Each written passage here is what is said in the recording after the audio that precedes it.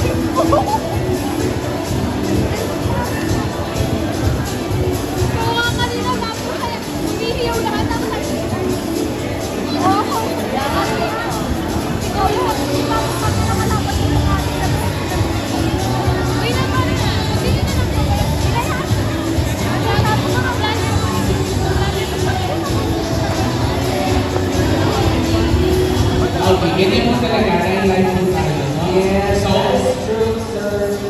ilan na lang po niya? Ilan candidates for real candidates, sir? We actually still have 10 more candidates before our performances ends tonight. Okay, right after this talent competition, sir, we will be moving to the next category, which is the school uniform competition. Agree, sir.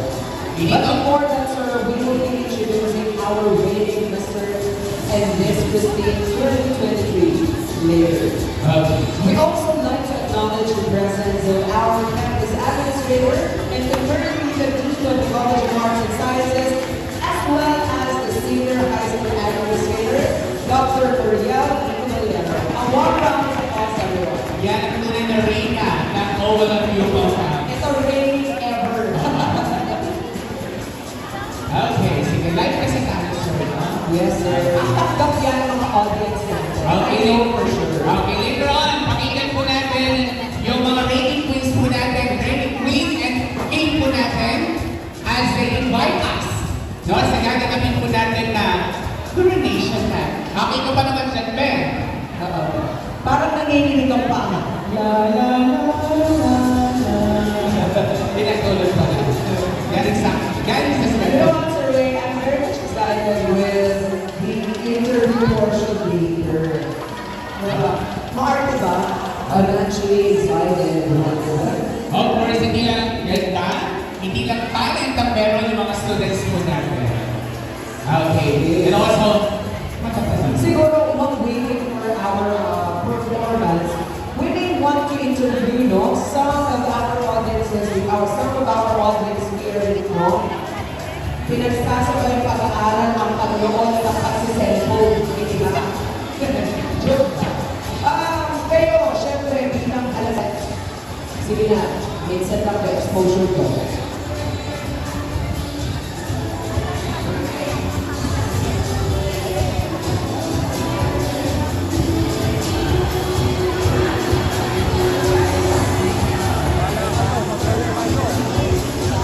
Nakapihirap ba yung tanong mo? Mamaya nito sasagutin niya, sir, dahil ready na ang ating music once again from the Senior High School Department of the General at Tansan, Mr. Ipe. Goodbye.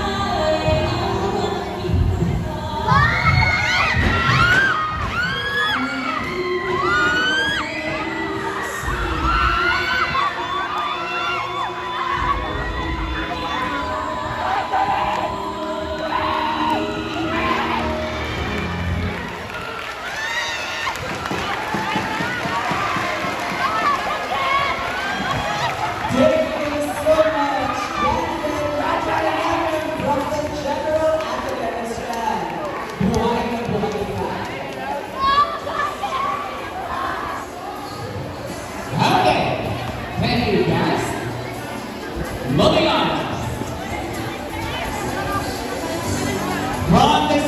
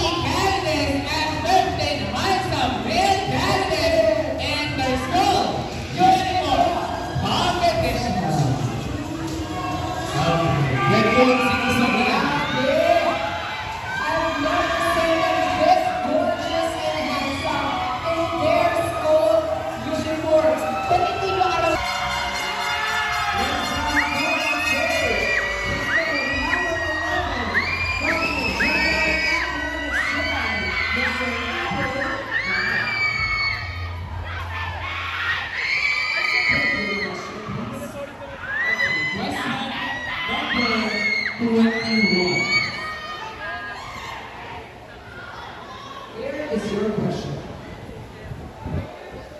Describe a memorable experience that shaped your character. Again, describe a memorable experience that shaped your character. Your quality instinct.